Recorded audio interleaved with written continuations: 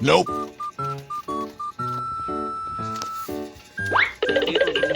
Ano na naman sa'yo? Uutang ka na naman ba?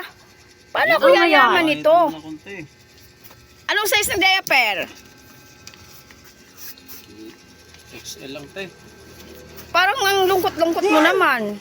Wala eh, kulang kasi yung budget ko tayo. Magtrabaho ka kasi ng maayos. Kala ko uutang ka na naman. Ay, hindi pwede. Paano ako yayaman nito? Piso-piso lang yung tubo ko. Anong kopal ka dyan? Utang nga lang, bayaran mo sa Diaper! Ilang diaper? dalawa lang tayo. Oh, Huwag naman sana po yun. dami-dami na ng listahan mo dito. Puro ka utang. Yan na ka rin naman tayo. Wala dito yung anak ko. Hindi naman ako nangungutang.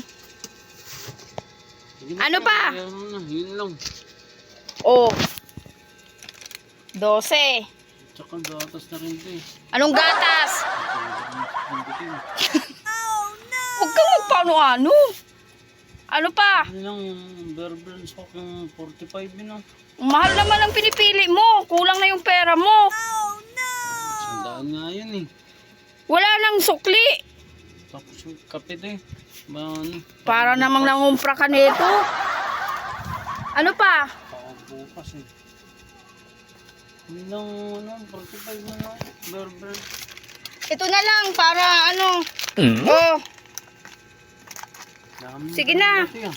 wow. Kulang pa yan. Tas uutangan mo.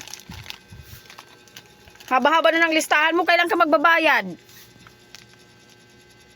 Bayad agad. Bumibili Wala pa nang rin. sukli, ha? Mga utang ng tao. Utang ka ng utang.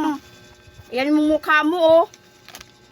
Ito Kailan ka ba magbabayad? yung pang-ulam bukas eh. Pang-ulam. Yung corn beef na lang ito yun. Saan yan? Kabibili ko lang. Kukumpra ko lang. Paano to? Ayan na naman, oh. Dami-dami mo nang pinamili. Tama na yan. Oh my God. Ay, yung kulang. Ano na lang. Salamat eh ah. Diyos ko. Lista na naman. Pasan ito ah.